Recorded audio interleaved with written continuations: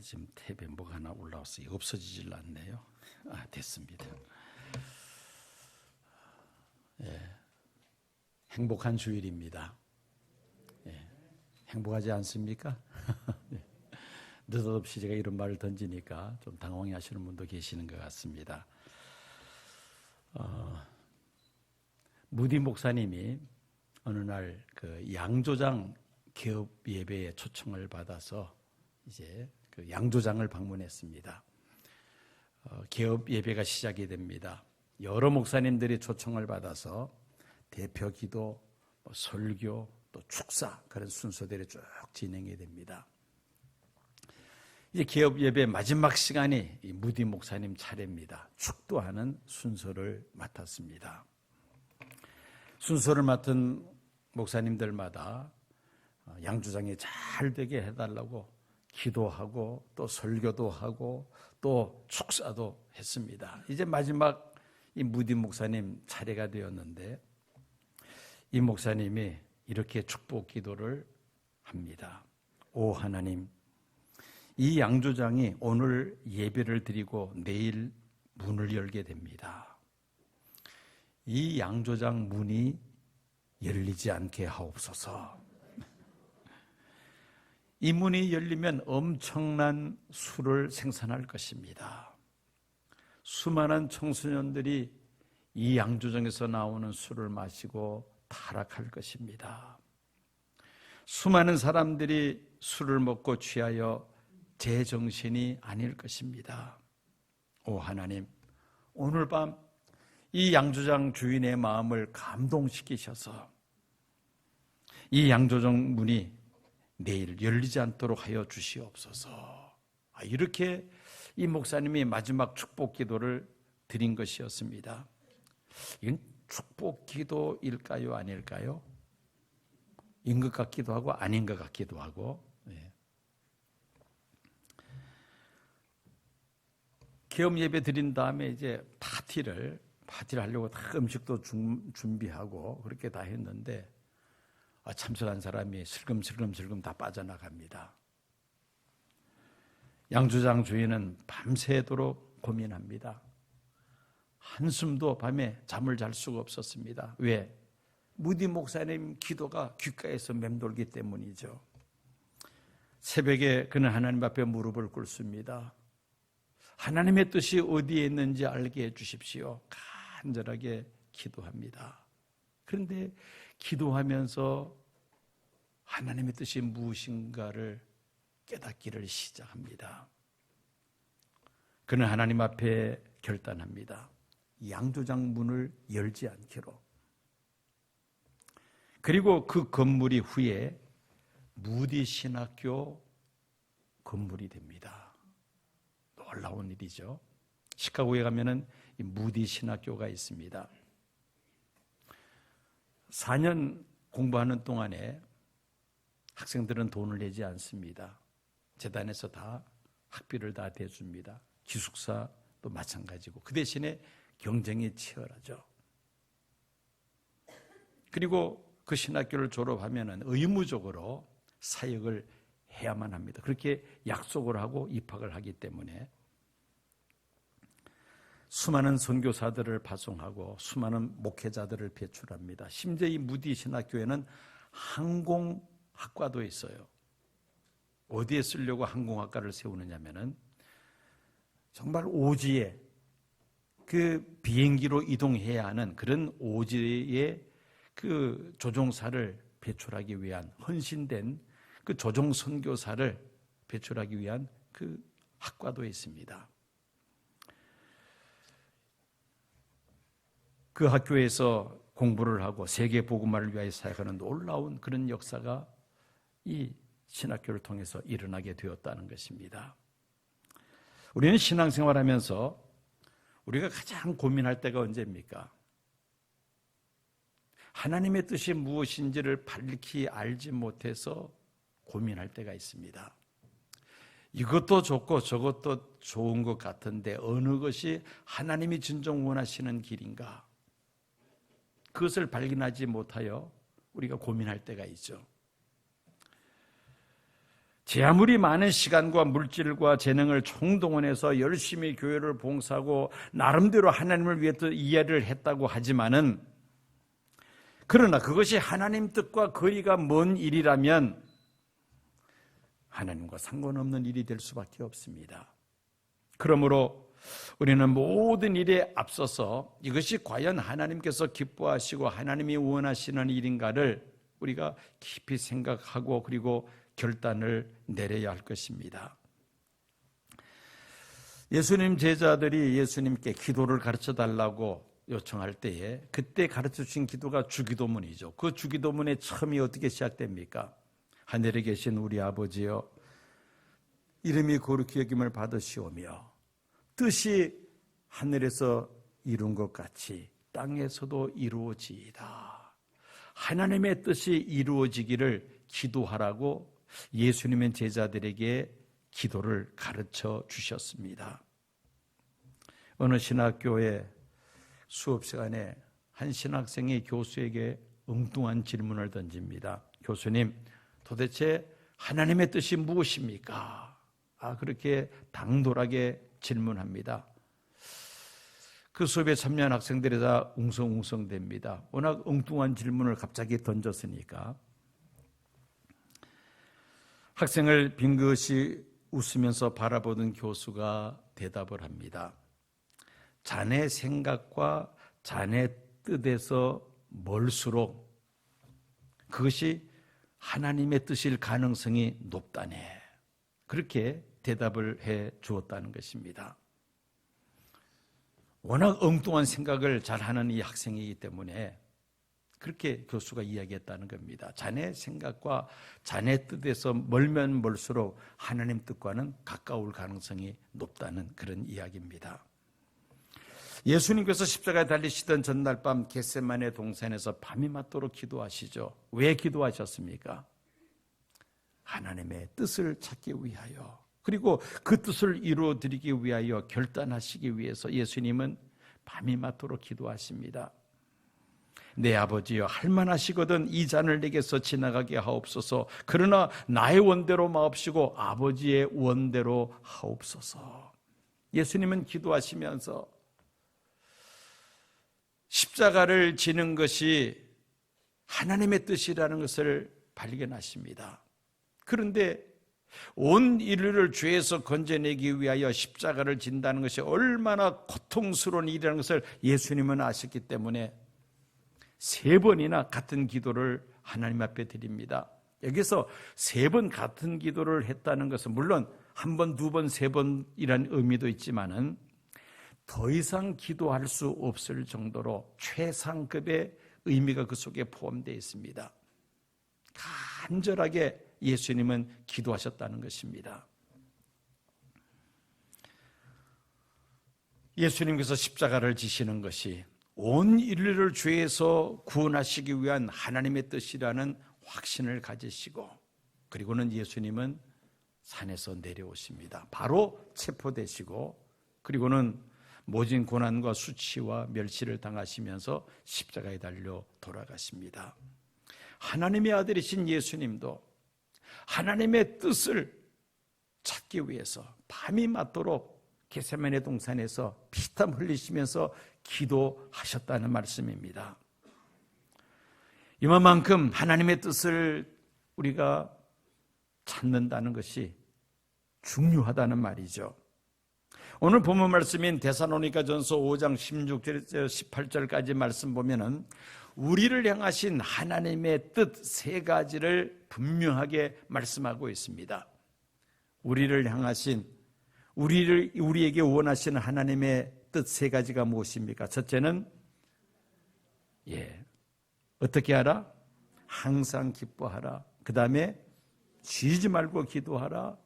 범사에 감사하라. 이 3가지를 오늘 말씀하고 있습니다.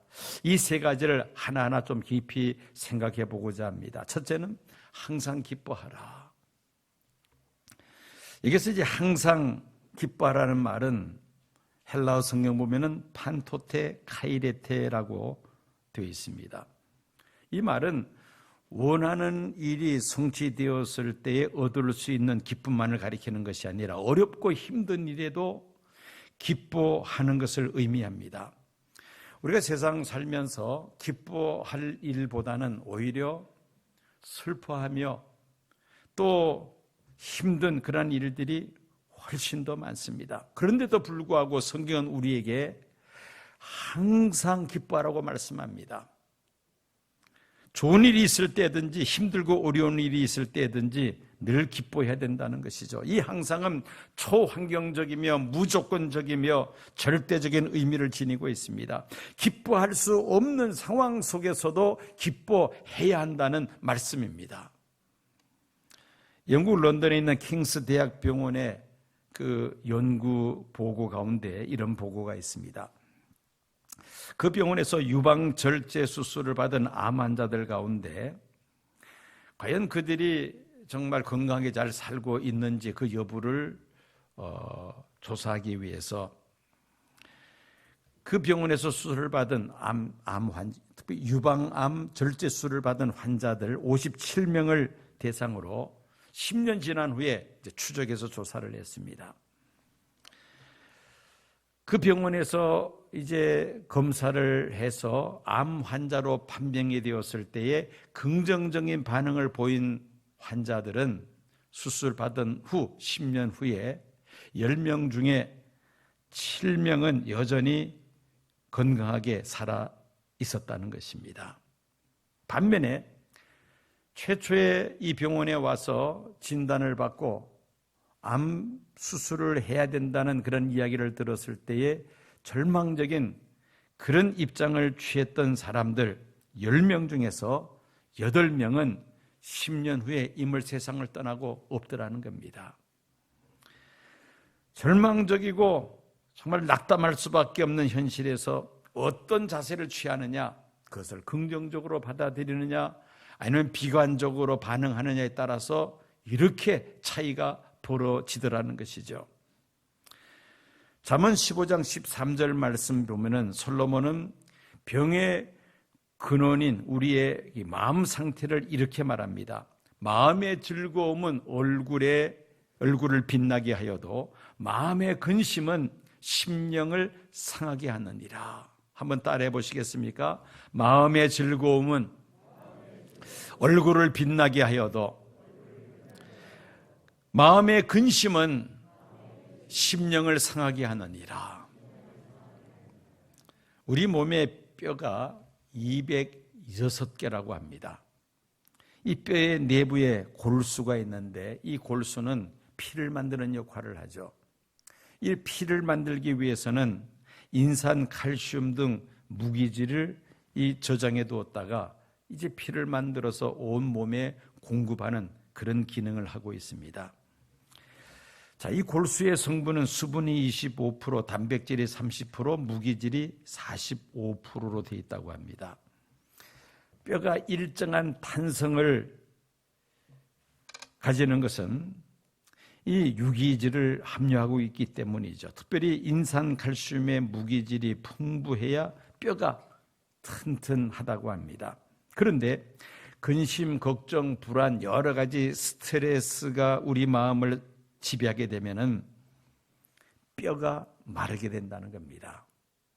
골수가 이게 풍부해야 거기서 피를 만들어내서 온몸에 공급을 하는데 이 골수가 마른다는 것이죠. 몸에 피가 제대로 공급이 안 되니까 여러 가지 질병이 찾아옵니다. 이렇게 생기는 병 중에 하나가 골다공증, 그리고 각종 신경통, 허리와 등의 통증들이 온다고 합니다. 잠언 17장 22절 말씀 보면은 솔로몬이 쓴 잠언에 정말 이 골수 문제와 관련해서 정말 기가 찬 말씀이 있습니다. 마음의 즐거움은 양약이라도 심령의 근심은 뼈를 마르게 하느니라. 여러분, 뼈가 마르면은 무슨 병이 온다고요? 골다공증이 옵니다. 뼈가 마르면. 근데 왜 뼈가 말라요? 마음의 근심 때문에. 근심, 걱정, 불안, 두려움, 여러 가지 스트레스 때문에 이 뼈가 마른다는 겁니다. 골수가 마른다는 것이죠. 건강한 삶을 원한다면은 우리가 늘 기쁨이 충만한 삶을 살아야 할 줄로 믿습니다. 예수 믿는 사람들의 외형적인 특징이 무엇입니까? 표정이 밝다는 것입니다. 그런가 안 그런가 옆 사람 한번 쳐다보세요. 표정이 밝은가? 얼굴 숙이지 말고 한번 옆 사람 얼굴로 한번 쳐다보세요. 피부가 검다고 한탄하지 마세요. 피부가 새까만 흑인들도요, 얼굴에 빛이 나는 사람이 있어요. 마음에 기쁨이 있으면 얼굴에 빛이 납니다. 아무리 피부가 뽀얀 백인이라 할지라도 마음에 근심이 있으면 벌써 얼굴이 어둡습니다. 피부 색깔 가지고 따지는 것이 아니라 정말 빛이 나느냐 어둡냐, 그것은 그 마음의 상태를 그대로 나타낸다는 것입니다. 예수 믿는다고 하면서도 얼굴 표정이 어둡고 시무룩하다, 그러면은 신앙생활에 뭔가 문제가 있다고 스스로 우리가 진단해 볼 수가 있습니다. 예수 믿는 데서 늘 좋은 일만 있는 것은 아닙니다. 이 코로나 팬데믹 기간에 다 경험했습니다만은 예수 믿는 사람도 코로나 걸렸지 않습니까? 예수 믿는 사람은 코로나 안 걸리고 안 믿는 사람만 걸렸다, 그게 아니잖아요. 똑같이 코로나 걸립니다. 또 세월이 가면서 각종 성인병과 또 노인병에 시달릴 수밖에 없습니다. 문제는 동일한 환경 속에서 살아갑니다마는 어떤 자세를 취하느냐에 따라서 이게 판이하게 달라진다는 것이죠. 하나님을 믿는 성도들은 그 어려움 속에서도 마음의 기쁨을 잃지 않습니다. 그러나 하나님을 알지 못하는 사람들은 그 어려운 현실 속에서 절망하고 좌절한다는 것이죠. 항상 기뻐하며 살아가는 것이 하나님께서 원하시는 일이며 또 그것이 우리에게 큰 복인 줄로 믿습니다. 주일을 맞이해서 예배드리기 위하여 교회에 올 때에 성도들의 표정이 어떠한가? 아마 우리 예배 안내위원들은 아마 눈여겨볼 겁니다. 아마 자동 눈에 보이니까 어쩔 수 없죠. 성도님들이 교회에 들어올 때에 그 표정들이 다 이렇게 스캔이 됩니다. 어떤 분들은 밝은 표정으로, 어떤 분들은 어두운 표정으로 들어올 수도 있을 것입니다. 우리 한국 교회가 유교 영향을 많이 받았죠. 그래서 목사 장로가 되면은 주일날 검정색 양복을 입고 두툼한 성경을 끼고, 그리고 아주 근엄하다 못해 그 얼굴 표정이 아주 참 중압감에 눌려있는 듯한 그런 표정을 가지고 교회에서 활동하는 그런 일들이 과거에 참 많았습니다. 그래야 경건한 교회 지도자로 그렇게 생각을 했다는 것입니다. 세상 근심 걱정, 자신이 다 짊어진 것처럼 그 무거운 표정을 가지고 교회에 나오면은 이게 다른 사람들에게 은혜가 되지 않습니다. 그렇잖아요. 다른 사람들에게 좋은 영향을 줄 수 없다는 것이죠. 교회를 잔치집 분위기가 아니라 완전히 장례식장으로 바꿔놓는 그런 결과가 됩니다. 여러분, 교회란 잔치집과 같아야 됩니다. 주일날 성도들이 함께 모여서 예배드릴 때에 기쁨으로 하나님 앞에 찬양을 하고, 또 소그룹으로 모일 때에 서로 기쁨으로 서로 대하고 성도의 교제를 나누다 보면은, 야, 여기가 바로 천국이구나, 천국의 모형과 같은 교회 모습을 우리가 느낄 수가 있어야 됩니다. 그런데 교회에 오면은 얼굴이 자꾸 표정이 어두워지고 뭔가 중압감에 눌린다. 이거는 하나님이 기뻐하시는 것이 아니죠. 하나님이 원하시는 것이 아닙니다. 하나님이 진정 원하시는 것은 우리가 기쁨으로 하나님 앞에 예배드리고 서로 성도의 교제를 나누면서 서로 격려하고 위로하고 힘을 얻는 것, 이게 바로 우리가 교회에 모이는 교회 공동체의 특징이 아니겠습니까? 이제 여러분들 교회 나올 때마다 한번 거울을 쳐다보세요. 그래서 일부러라도 웃는 연습이라도 좀 하세요. 그래서 교회 나올 때는 좀 이렇게 기쁜 마음을 가지고 기쁜 표정으로 그렇게 서로 대한다면은 성도들에게는 물론이거니와 하나님께서 얼마나 기뻐하시겠습니까? 복음을 헬라어로 유앙겔리온이라고 합니다. 이 유앙겔리온의 말은 좋다, 즐겁다, 기쁘다, 희락이 넘친다 그런 뜻을 가지고 있습니다. 하나님은 예수 그리스도를 통하여 우리에게 복음을 들려주셨고 또 복음을 믿게 하셨습니다. 이 복음을 기쁜 소식이란 말을 하죠. 이 기쁜 소식 유앙겔리온을 받았고 또 믿는 성도들은 당연히 항상 기뻐하며 살아야 한다는 말씀인 것입니다.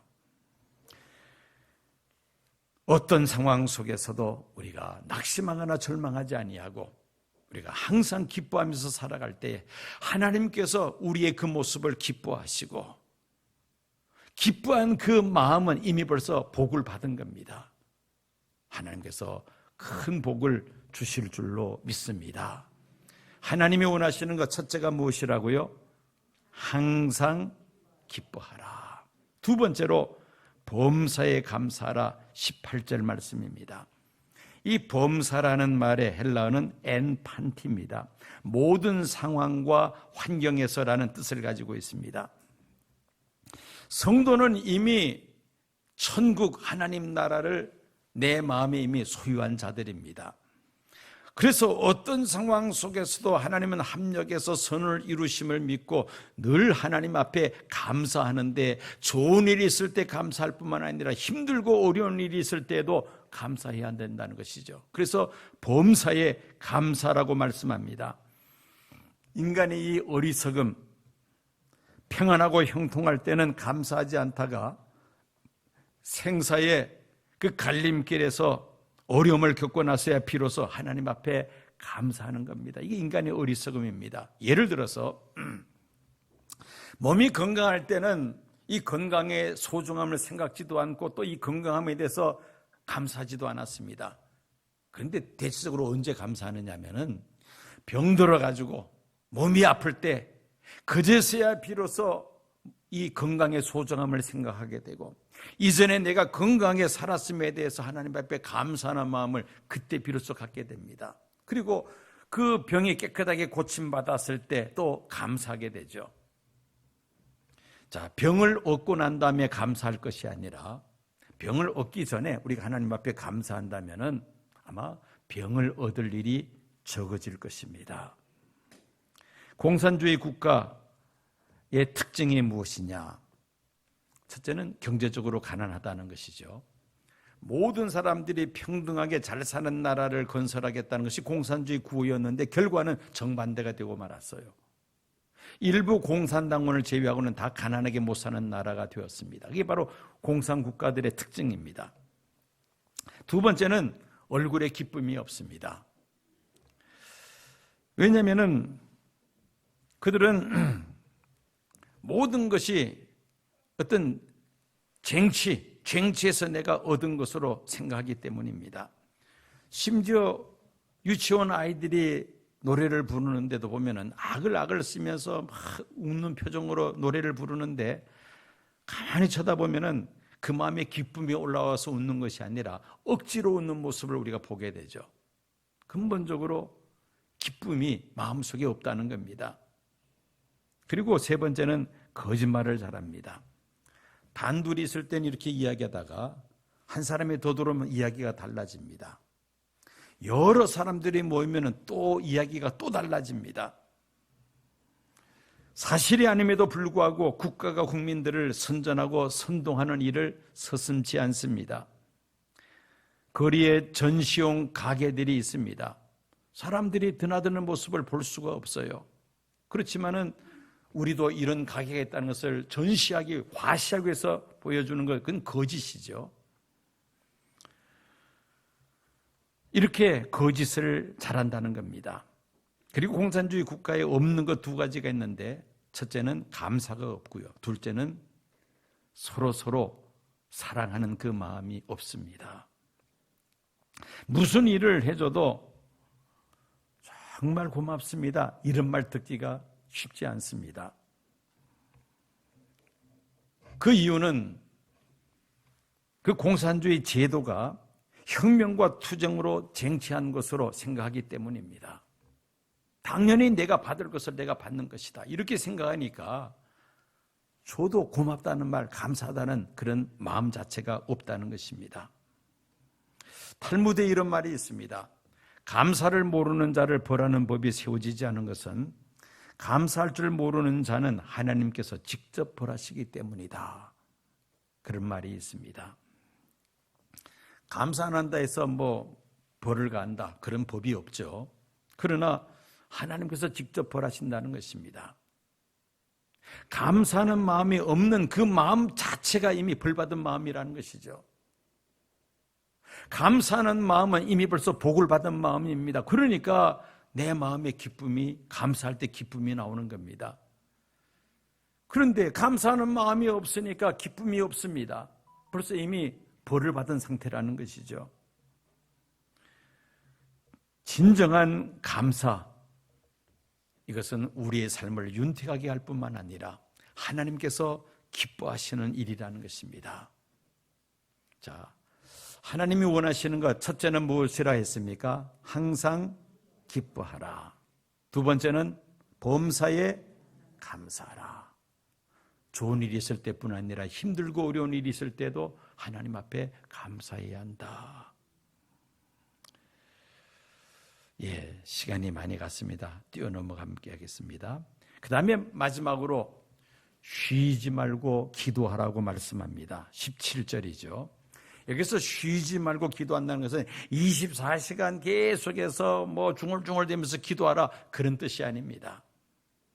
24시간 늘 우리의 마음이 하나님을 향하라는 것이죠. 늘 우리 마음이 하나님을 향하여 오픈되어 있으며 하나님을 의지하고 또 하나님께 기도하는 그런 마음을 가지고 우리가 살아가는 것을 의미합니다. 권투 선수들에게 아주 중요한 훈련 매뉴얼이 하나 있습니다. 뭐냐면은 상대방 주먹이 날아올 때 절대 눈을 감지 않는 겁니다. 눈을 감지 말아야 상대방 주먹이 날아올 때 피할 수가 있는데 눈을 감아버리면은 피할 수가 없잖아요. 근데 사람이 본능적으로 뭐가 이렇게 휙 날아오면 눈을 감게 되어 있습니다. 눈동자를 보호하기 본능적으로 이 눈꺼풀이 다칩니다. 근데 이것을 안 다치게 하려고 무진 애를 씁니다. 그래야 상대방의 주먹을 날릴 때에 피할 수가 있는 것이죠. 보통 남성 운전자보다 여성 운전자들의 사고율이 적습니다. 왜? 조심스럽게 운전하니까. 그런데 사고가 났다면 여성 운전자들이 큰 사고 낼 확률이 더 큽니다. 왜 그런지 아세요? 사고가 발생할 때 남성들에 비해서 여성들이 겁이 많잖아요. 그래서 무엇을 감습니까? 눈을 감아버립니다. 눈을 뜨고 그걸 어떻게 해서든지 피해야 되는데 그만 무서워서 눈을 감아버리니까 충돌 사고 난다는 것이죠. 그래서 대형 사고는 오히려 여성 운전자들이 할 그런 확률이 크다는 그런 이야기가 있습니다. 여러분, 힘들고 어렵다 할지라도 우리는 눈을 떠야 합니다. 눈을 뜬다는 것은 뭘 하라는 겁니까? 기도하라는 말씀이죠. 하나님 앞에 힘들 때도 기도해야만 합니다. 또 좋을 때도 하나님 앞에 기도해야 됩니다. 쉬지 말고 기도하라. 늘 하나님 앞에 우리가 하나님을 향하여 마음이 열려져 있어야 된다는 것이죠.